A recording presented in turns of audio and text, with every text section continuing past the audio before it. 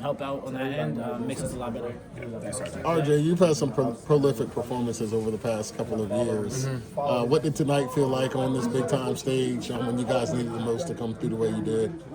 Yeah, I mean, it felt great. I just think this is like what I envisioned and visualized, coming into this game was to step up big time. This is the game that we needed. And I kept telling myself, this is the last time I'll be playing in March Madness. I wanted to make the best of it, I wanted to be special, and just rely on my work, rely on myself. It was really, that was like the main thing, just to believe in myself and make this last go around. Did they tell you that you broke Hubert's record? They told me after the game. Yeah. What does that mean to you? And what's that? Are you gonna say a couple things to HD after? I think it's great. When Curse broke the news, he really looked at me and was like, "That's great."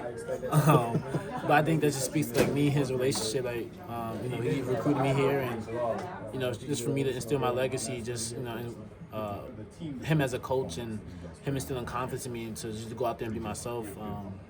That's all you can ask for as a player. So when you are shooting and scoring the way that you are, what's it like? For somebody that us have never been in that position. What's it like when you feel like you almost can't miss from three? You picture like this, you ever had a really good dream and it feels like everything's coming true, and whatever you're as a kid or as a grown man, and you actually go out there and perform, whether you're playing basketball, whether you're in works, a big promotion, just picture it like that. I'm out there, I felt like I was in a great rhythm. Just had a smile on my face after every made shot. Just cause it felt like nothing could go wrong at that point. So I was in my groove, and yeah. Last thing for me, Elliot just said you're the best guard in the country, but he had a pretty good performance as well. What do you say about what he did tonight? Yeah, EC's the best point guard in the country. There's no playmaker like him in the country. The way he finds his teammates, the way he's EC might be the best teammate that we have. Just the way he uplifts everyone, he gets the team going, he runs the show.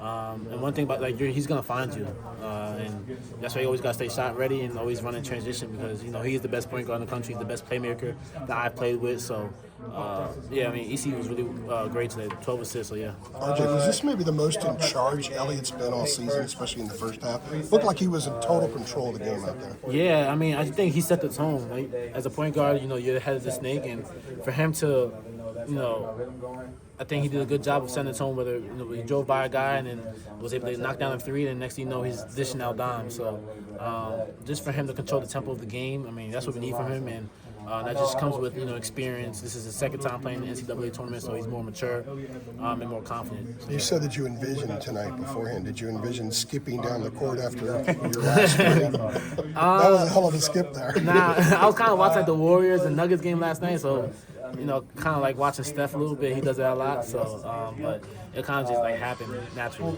Is that kind of the most you felt in that level all year, perhaps? Yeah, it's March, so March brings a lot of emotions and feelings out of you. So I was just out there having fun, but at the same time I told myself this is my last go around. This is my last time playing on the biggest stage there is. So I just want to go out there with a bang and just go out there and be myself and leave 110% on the floor. Don't leave any regrets and think I wish I could have done this a little bit better. So yeah. As much as you guys have tried to tune out the noise, how hard was it to hear some of the stuff that was out there? The doubters, whatever you want to call it. How hard was it to ignore? For me personally, noise is always around me. It's like that at North Carolina. It's been like that for my 5 years, and that just comes with just being such a great university. So even at the highest level, whether you're in college, whether you're in NBAs, the professionals, you're always going to have noise. You're always going to have doubters and haters and comments, whatever the case may be. But it's your job as a professional athlete just to ignore that and stay true to yourself, but then also within the parameters of the team. So I think we've been doing a good job of doing that, not really allowing that to get inside the locker room, and just kind of just avoiding all of that distractions and whatnot. So we've been doing a good job of not listening to it. Yes, we hear it, but we don't listen to it at all. We know what we're capable of. We know what type of team we are.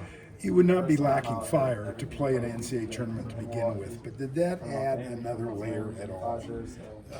The stuff that was going on out there, add a little something else that you wanted to prove? No, not really.